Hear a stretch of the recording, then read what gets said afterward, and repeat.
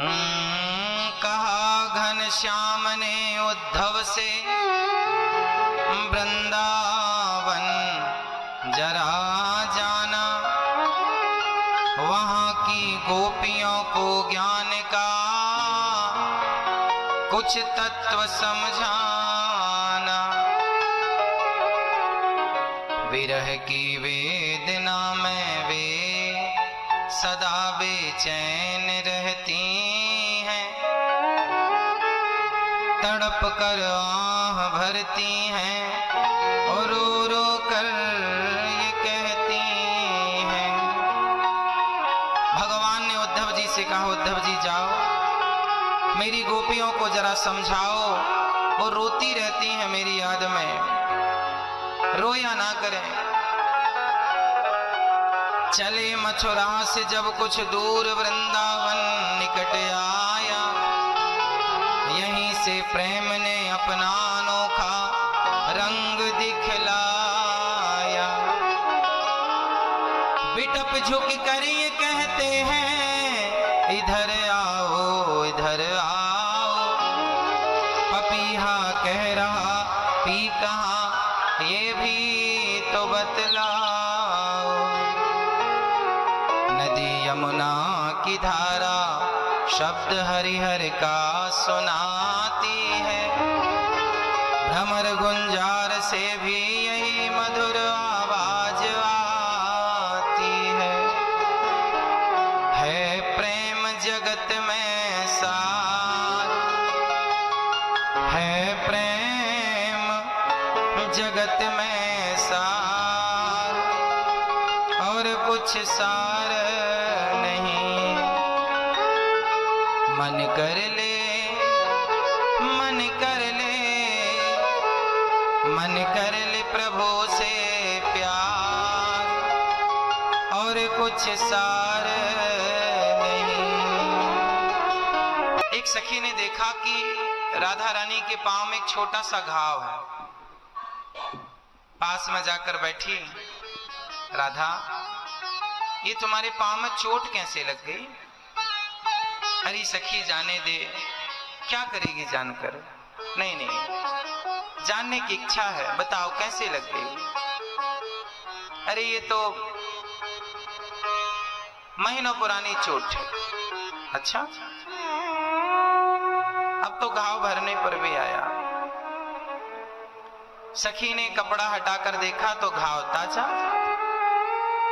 राधा रानी से कहा, सखी तुम तो कह रही थी ये महीनों पुराना घाव है, पर ये तो ताजा सा लग रहा है, ताजा ताजा। हाँ है तो महीनों पुराना, है ताजा। ये कैसे? घाव यदि महीनों पुराना है तो वो ताजा कैसे होगा? राधा रानी ने कहा, जाने दे सखी, ये घाव अच्छा है, बस मैं इस घाव के बारे में चर्चा नहीं करना चाहती। ना ना, हमें तो बताओ। अब जब सारी सखियां जिद करने लगी कि आपको ये घाव कैसे लगा, चोट कहां से लगी, तब राधा रानी ने बहुत कोशिश की छिपाने की, पर गोपियों की स्नेह के कारण उन्हें बताना पड़ा। और राधा रानी ने बताया, सखी जब श्याम सुंदर हमारे पास थे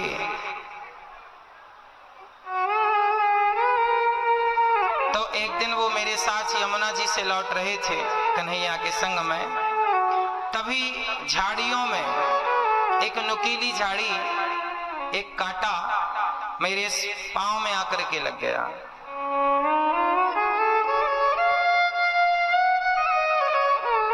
मेरे साथ श्याम सुंदर थे तो उन्होंने उस कांटे को निकाला और अपने हाथ से दवाई बनाई, मलहम बनाई और मेरे पांव में रखा। फिर वो रोज आते और मेरे घाव में मलहम पट्टी करते। वो रोज आते, मेरे घाव में मलहम पट्टी करते। एक दिन मैंने देखा कि मेरा घाव तो सूखने लगा और मुझे डर लगा इस बात का कि यदि मेरा घाव सूख गया तो कन्हैया आना छोड़ देंगे। इसी बहाने मलहम पट्टी करने आते हैं, इसी बहाने जी भर के उनका दर्शन कर लेती हूँ। तो मैंने उठाया दूसरा कांटा और उस कांटे से अपने से घाव को, वो रोज मलहम लगा कर जाते, मैं रोज ताजा कर लेती। तो जब श्याम सुंदर जाने लगे तो उन्होंने जाते जाते कहा था, राधा मैं जा जरूर रहा हूं पर तुम्हारा घाव ठीक करने में जरूर आऊंगा। तो जब श्याम सुंदर मथुरा चले गए तो राधा रानी के स्वप्न में आकर के वो उस घाव पर मलहम लगाते रोज, और जब नींद खुलती, जब राधा रानी सुबह उस घाव को फिर ताजा कर लेती और रात्रि को वो फिर पट्टी लगाने आते। सारी सखियां बड़ी प्रसन्न हुई कि राधा कम से कम तुम्हें स्वप्न में उनका दर्शन होता है, तुम कम से कम उन्हें देख पाती हो, उन्हें महसूस कर पाती हो।